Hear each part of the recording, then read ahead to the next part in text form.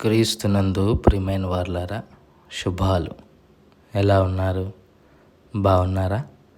నిన్నటి దినము ఎలా గడిచింది? ప్రభువుకు మహిమకరంగా జీవించారా?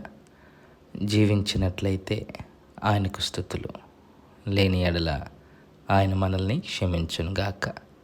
నేటి దిన ధ్యానాంశము ఫిలిప్పీలకు రాసిన పత్రిక 2వ అధ్యాయము 12వ వచనములోని భాగాలు ధ్యానం చేసుకుందాం. ఫిలిప్పీలకు రాసిన పత్రిక 2వ అధ్యాయము 12వ వచనంలోని భాగాలను ధ్యానం చేసుకుందాం. నా ఎదుట ఉన్నప్పుడు మాత్రమే గాక మరి ఎక్కువగా నేను మీతో లేని ఈ కాలమందును అన్న మాటను ధ్యానం చేసుకుందాం. విశ్వాసులు తమ సొంత రక్షణను కొనసాగించుకునేటప్పుడు ఉండవలసిన మరొక ప్రధానమైన అంశం ఏంటంటే వారి బాధ్యత. మన ముందున్న బాధ్యత. పౌలుకియను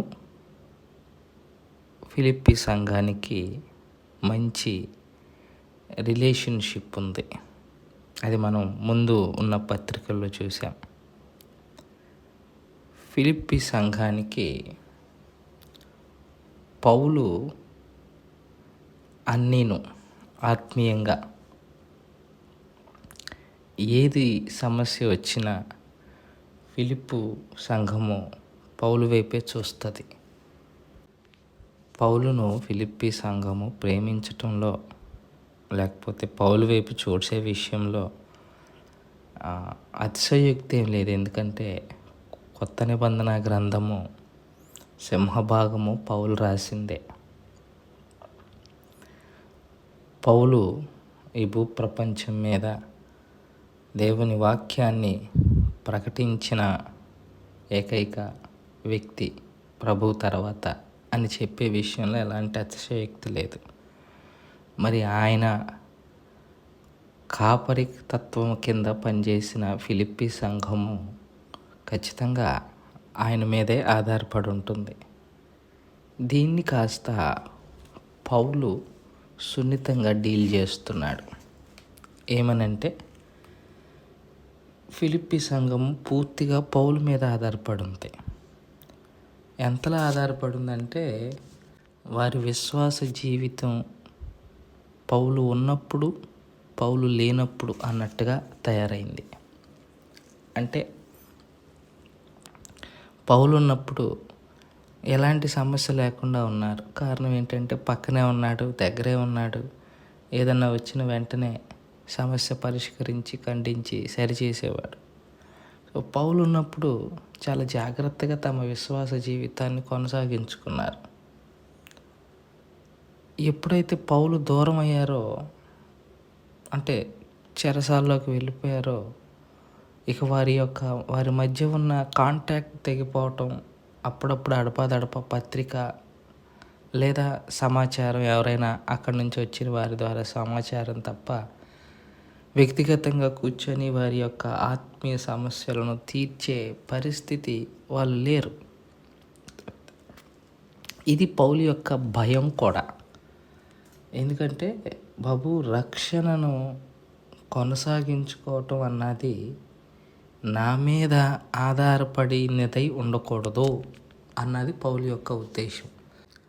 ఎందుకు అంత ప్రమాదం అని పౌలు తలంచాడంటే, పౌలు లేకపోతే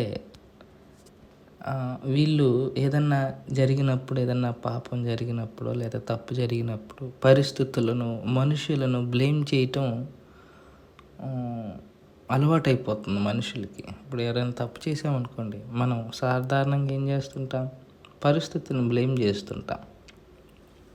అందుకే పౌలు పరిస్థితులను, మనుషులను బ్లేమ్ చేయకూడదు అని, బాబు నేనున్నప్పుడు కాకుండా నేను లేనప్పుడు మరి విశేషముగా మీ సొంత రక్షణను కొనసాగించుకోండి. మీకు ఆధారం క్రీస్తు అయి ఉండాలి తప్ప పౌలని నేనై కాకూడదు అన్న ఉద్దేశంతో ఈ యొక్క మాటను పౌలు భక్తుడు రాశాడు. సో అందుకే క్రైస్తవుడి యొక్క బాధ్యత, అలాగే రిసోర్స్ అంటే మనం విశ్వాసంలో ఎదగటానికి కావలసిన వనరు మనుషులు, వ్యక్తులు కాకూడదు, క్రీస్తై ఉండాలి.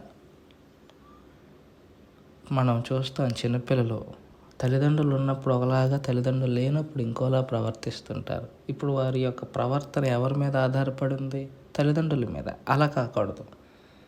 వారి యొక్క ప్రవర్తన వారి యొక్క మంచి భవిష్యత్తును ఆధారం చేసుకొని, భవిష్యత్తును దృష్టిలో పెట్టుకొని మన యొక్క ప్రవర్తన ఆధారపడి ఉండాలి.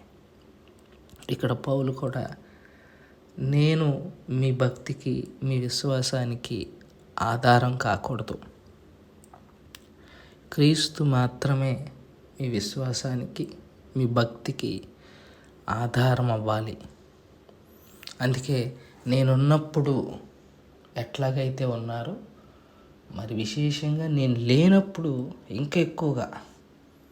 ఎందుకంటే నేనున్నప్పుడు ఎలాగో నేను సరి చేస్తాను, నేను లేనప్పుడు ఇంకెక్కువగా జాగ్రత్తగా ఉండాలి. మీ యొక్క విశ్వాసం, మీ యొక్క భక్తి నేను కాకూడదు, క్రీస్తై ఉండాలన్న ఉద్దేశంతో. అదేవిధంగా మన యొక్క రక్షణను కొనసాగించుకోవాలంటే వెనుక మరొక అంశము మన బాధ్యత మరియు మన యొక్క వనరు. మన వనరు క్రీస్తు అయితే మన బాధ్యత మనల్ని మనము జాగ్రత్తగా చూసుకోవాలి. వాక్యము ద్వారా, ప్రార్థన ద్వారా మన విశ్వాస జీవితాన్ని జాగ్రత్తగా కాపాడుకోవాల్సిన బాధ్యత మన మీద ఉందని మనం చేసుకుంటూ ఈ మాటలు ఇంతటితో ముగించుకుంటున్నాను. దేవుడు దీవించి ఆశీర్వదించును గాక. ప్రార్థన చేసుకుందాం. మమ్మల్ని మిక్కిలిగా ప్రేమించిన మా ప్రియ పరలోకపు తండ్రి, మీ పాదాలకు స్తోత్రాలు. చెప్పబడిన వాక్యాన్ని బట్టి మీకు స్తోత్రాలు.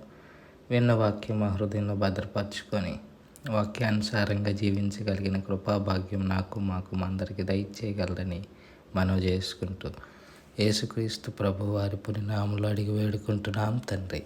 ఆమేన్. God bless you.